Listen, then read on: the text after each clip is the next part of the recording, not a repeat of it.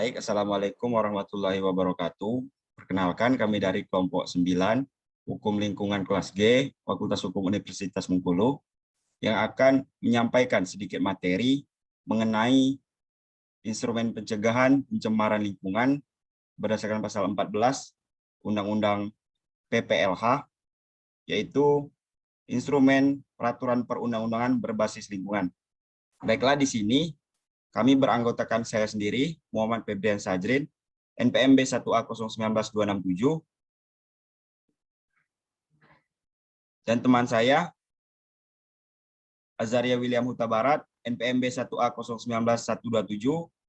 Selanjutnya, Vira Agusti Ormanda, NPMB 1A018260, dan Tesia Bintang Wansela, NPMB 1A019317. Baiklah, untuk mempersingkat waktu, langsung saja materi pertama akan disampaikan oleh Tesia Bintang Wansela.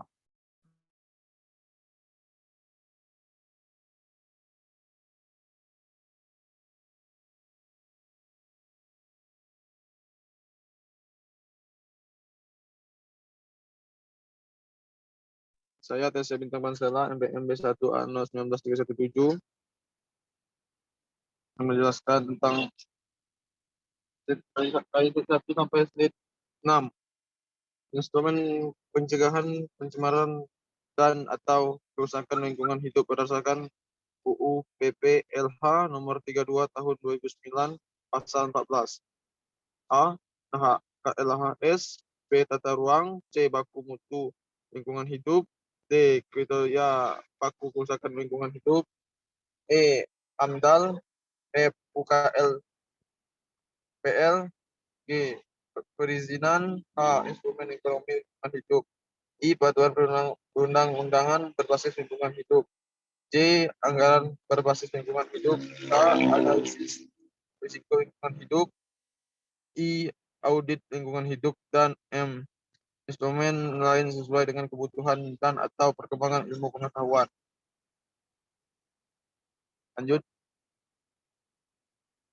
1. Peraturan perundang-undangan berbasis lingkungan hidup. Peraturan perundang-undangan berbasis lingkungan hidup merupakan salah satu dari sekian banyaknya instrumen pencegahan pencemaran dan atau kerusakan lingkungan hidup seperti yang diatur di dalam Undang-Undang Nomor 32 Tahun 2009 tentang perlindungan dan pengelolaan lingkungan hidup. Maka dari itu, sebagai salah satu instrumen pencegahan pencemaran dan kerusakan lingkungan hidup, peraturan perundang-undangan berbasis lingkungan hidup ini haruslah dimaknai sebagai salah satu acuan yang bertujuan untuk melindungi dan mengelola lingkungan hidup sebagaimana diatur di dalam Undang-Undang Perlindungan dan Pengelolaan Lingkungan Hidup. Lanjut.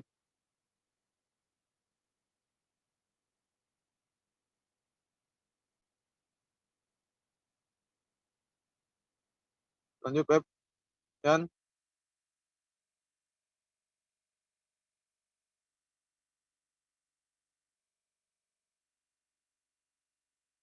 apa itu lingkungan hidup dan bagaimana perlindungan dan pengelolaannya? Iya, Bang.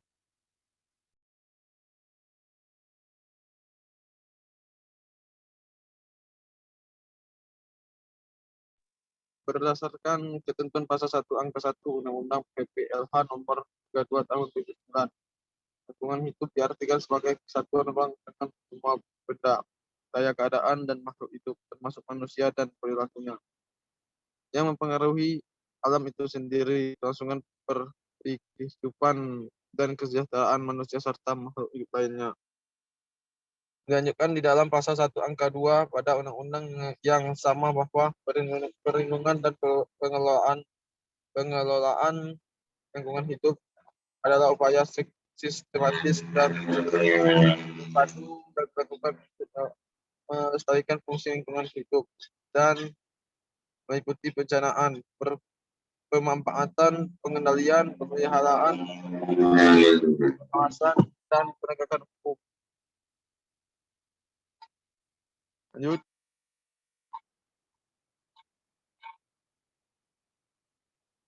Lanjutkan.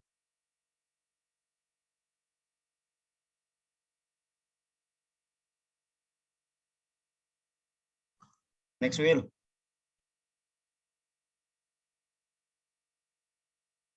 Lanjut. Bentar-bentar, yang share screen ini nge-lag kayaknya.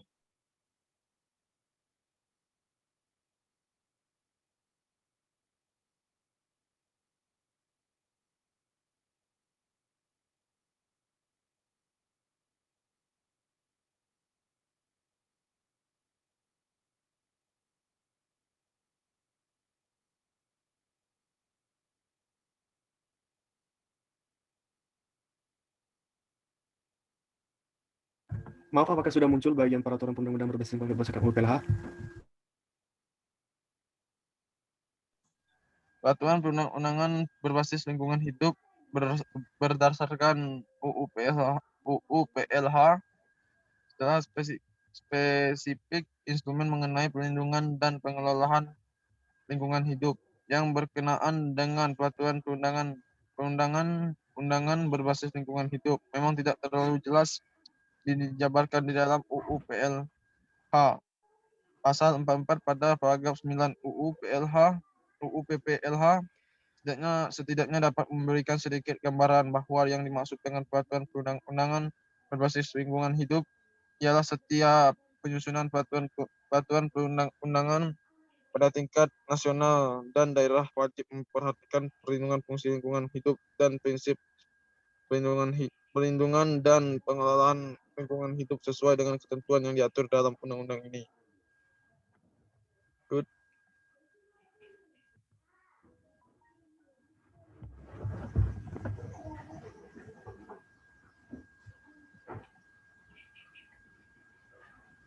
Lanjut. 6. Aspek-aspek yang perlu diperhatikan dalam menyusun peraturan berbasis lingkungan hidup. Dengan demikian, dari apa yang tertera di dalam pasal 44 UU PPLH, bahwasannya undang-undang ini memberikan isyarat bahwa di dalam setiap penyusunan peraturan perundang-undangan pada tingkat nasional dan daerah adalah wajib untuk memperhatikan 1. Perlindungan fungsi lingkungan hidup, dan 2. Prinsip perlindungan, 2. Pengelolaan lingkungan hidup sesuai dengan ketentuan yang diatur dalam undang-undang ini, dalam kurung Undang-Undang Nomor 32 Tahun 2009 tentang perlindungan dan pengelolaan lingkungan hidup. Baik, cukup itu dari saya. Assalamualaikum warahmatullahi wabarakatuh.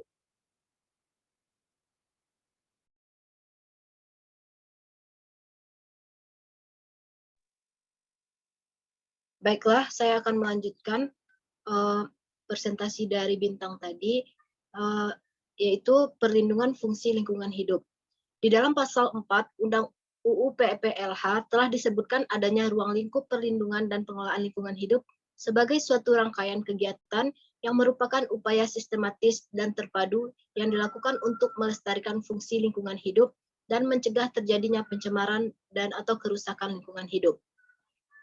Adapun hal tersebut meliputi yang pertama yaitu perencanaan, yang kedua pemanfaatan, yang ketiga pengendalian, yang keempat pemeliharaan, yang kelima pengawasan, dan yang keenam penegakan hukum. Next.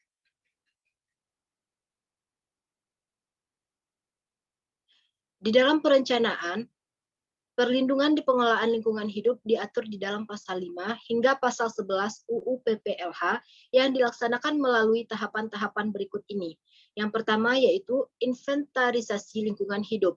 Yang kedua, penetapan wilayah ekoregion yang diatur lebih lanjut dalam Keputusan Menteri Lingkungan Hidup dan Kehutanan nomor SK.8/Men LHK Setjen PLA.3/11/2016 tentang penetapan wilayah ekoregion Indonesia.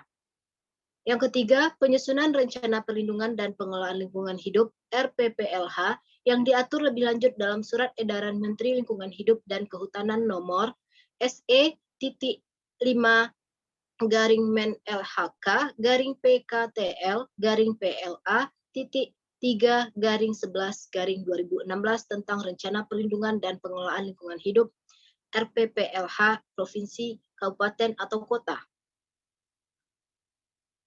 Next.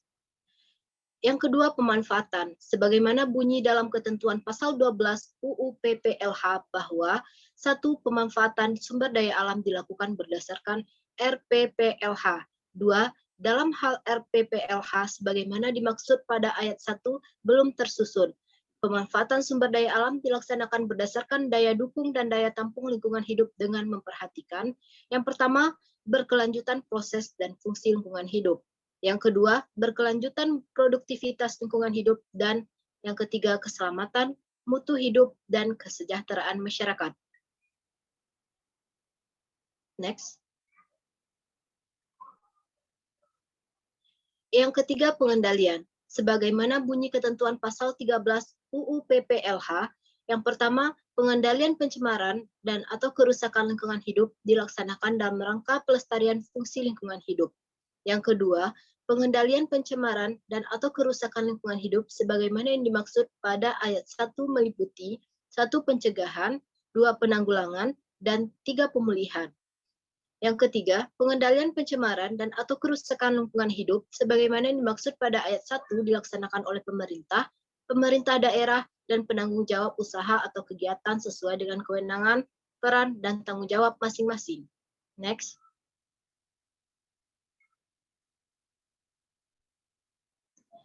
Yang keempat, pemeliharaan. Dalam pasal 57 UU PPLH, satu, pemeliharaan lingkungan hidup dilakukan melalui upaya. Yang pertama, konservasi sumber daya alam, yang kedua, pencadangan sumber daya alam, dan yang ketiga, pelestarian fungsi atmosfer. Yang kedua, konservasi sumber daya alam sebagaimana dimaksud pada ayat 1 huruf A meliputi kegiatan yang pertama, perlindungan sumber daya alam, yang kedua, pengawetan sumber daya alam, dan yang ketiga, pemanfaatan secara lestari sumber daya alam. Yang ketiga, pencadangan sumber daya alam sebagaimana yang dimaksud pada ayat 1 huruf B merupakan sumber daya alam yang tidak dapat dikelola dalam jangka waktu tertentu. Yang keempat, pelestarian fungsi atmosfer sebagaimana yang dimaksud pada ayat 1 huruf C meliputi upaya mitigasi dan adaptasi perubahan iklim, upaya perlindungan lapisan ozon, dan upaya perlindungan terhadap hujan asam. Next.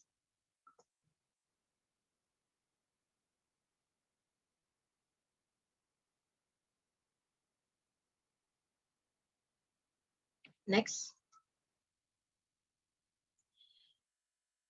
Yang kelima yaitu pengawasan. Pengawasan terhadap ketaatan penanggung jawab usaha atau kegiatan atas ketentuan yang ditetapkan dalam UU PPLH pasal 71 yang mewajibkan menteri, gubernur, atau bupati wali kota sesuai dengan kewenangannya melakukan pengawasan terhadap ketaatan penanggung jawab usaha atau kegiatan atas ketentuan yang ditetapkan dalam peraturan perundang-undangan di bidang perlindungan dan pengelolaan lingkungan hidup. Baiklah, sekian dari saya. Selanjutnya akan dilanjutkan oleh teman saya.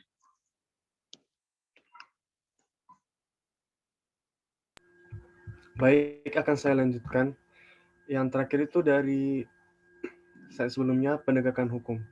Penegakan hukum dijelaskan dalam pasal 76 Undang-Undang Perlindungan Lingkungan Hidup yang dapat dilakukan oleh menteri, gubernur, dan bupati atau wali kota untuk dapat menerapkan sanksi kepada penanggung jawab usaha dan atau kegiatan jika dalam pengawasan ditemukan pelanggaran terhadap izin lingkungan berupa sanksi administratif yang terdiri atas A. Teguran tertulis, B. Paksaan pemerintah, C. Pembekuan izin lingkungan, dan D. Pencabutan izin lingkungan. 2. Prinsip perlindungan dan pengelolaan lingkungan hidup.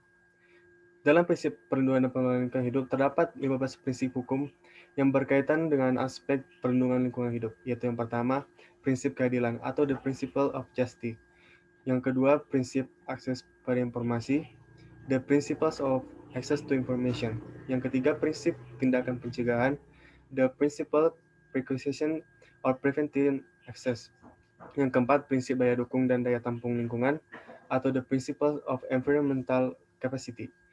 Yang kelima, prinsip internalisasi biaya lingkungan atau the principles of internalization of environmental cost.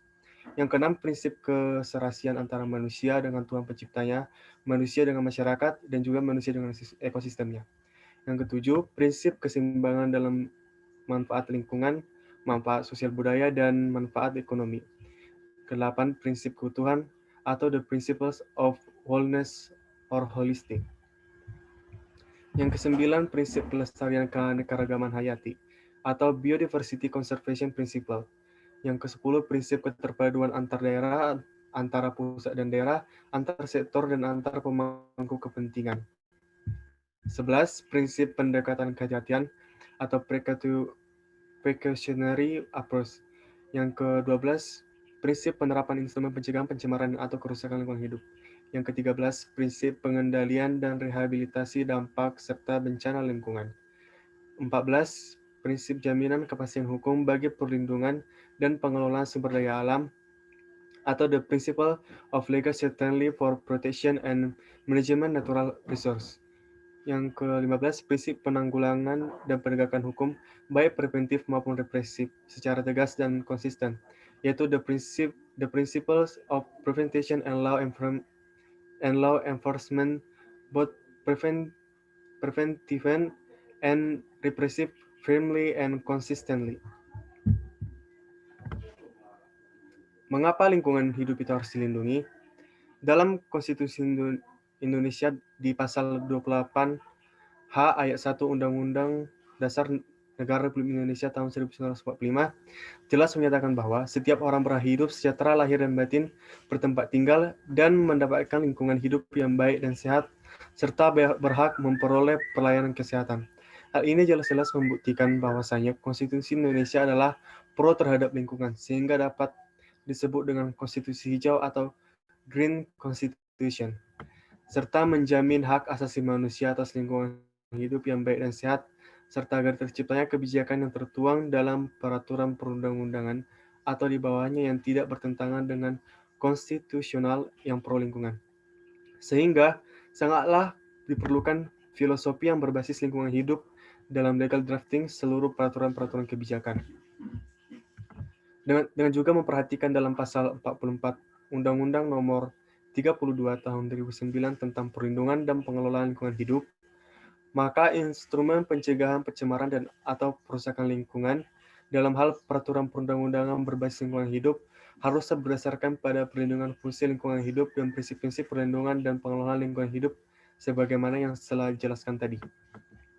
Hal ini bertujuan agar setiap penyusunan peraturan perundang-undangan pada tingkat nasional dan daerah wajib untuk memperhatikan perlindungan fungsi lingkungan hidup sesuai dengan ketentuan yang diatur dalam UU PLH nomor 32 tahun 2009. Tujuan perlindungan dan pengelolaan lingkungan hidup. Dalam kaitannya dengan instrumen pencegahan pencemaran atau kerusakan lingkungan hidup dalam hal peraturan perundang-undangan berbasis lingkungan hidup, seyogianya adalah untuk mewujudkan tujuan perlindungan dan pengelolaan lingkungan hidup, yaitu yang pertama melindungi wilayah negara Kesatuan Republik Indonesia dari pencemaran dan atau kerusakan lingkungan hidup. Kedua, menjamin keselamatan, kesejahteraan, dan kehidupan manusia. Ketiga, menjamin kelangsungan kehidupan makhluk hidup dan kelestarian ekosistem. Keempat, menjaga kelestarian fungsi lingkungan hidup, dan yang kelima, mencapai keserasian, keselarasan, dan keseimbangan lingkungan hidup.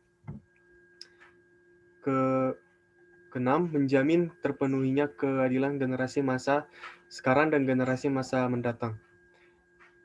Ketujuh, menjamin pemenuhan dan perlindungan hak atas lingkungan hidup sebagaimana bagian dari hak asasi manusia.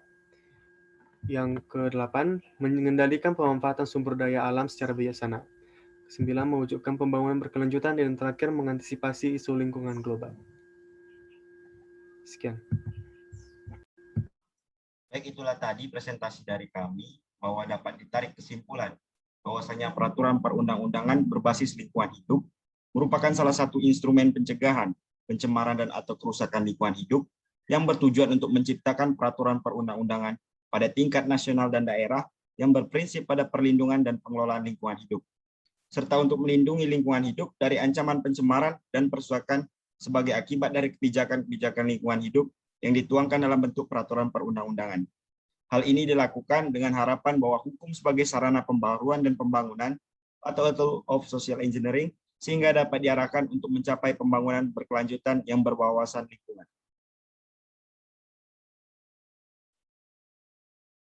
Baiklah, itulah tadi presentasi dari kami. Kami menyadari bahwa masih banyak kurang dan kesalahan kata dari kami. Maka dari itu kami menerima saran dan masukan yang membangun untuk menyempurnakan materi kami untuk kedepannya. Baiklah, terima kasih. Wassalamualaikum warahmatullahi wabarakatuh.